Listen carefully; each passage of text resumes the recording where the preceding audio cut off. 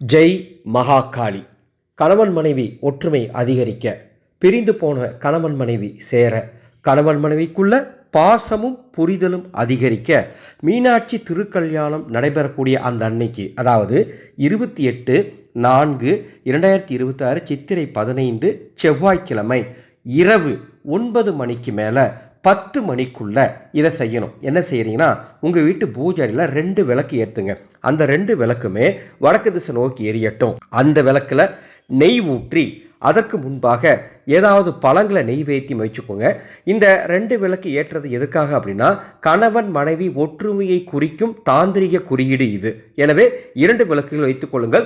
எப்பயுமே பூஜை அறையில் ஒற்றைப்படையில் தீபம் ஏற்றணும்.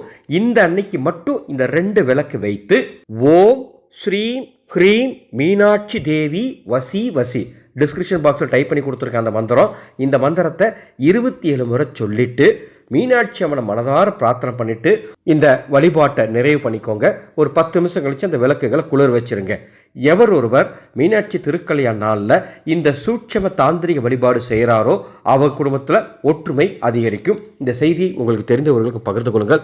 அன்பர்களே, உங்கள் குடும்பத்தில் இருக்கக்கூடிய பிரச்சனைகளுக்கு அதர்வண வேத முறைப்படி உச்சிஷ்ட மகாகாளி வாக்கு முறையில் பார்த்து பரிகாரம் தெரிந்து கொள்ள வேண்டுமா, அல்லது தெய்வீக மாந்திரிக கலையை வீட்டிலிருந்தபடியே கற்றுக்கொள்ள வேண்டுமா? மேலே உள்ள வாட்ஸ்அப் எண்ணுக்கு தொடர்பு கொள்ளுங்கள். மாக்காளியே நமக.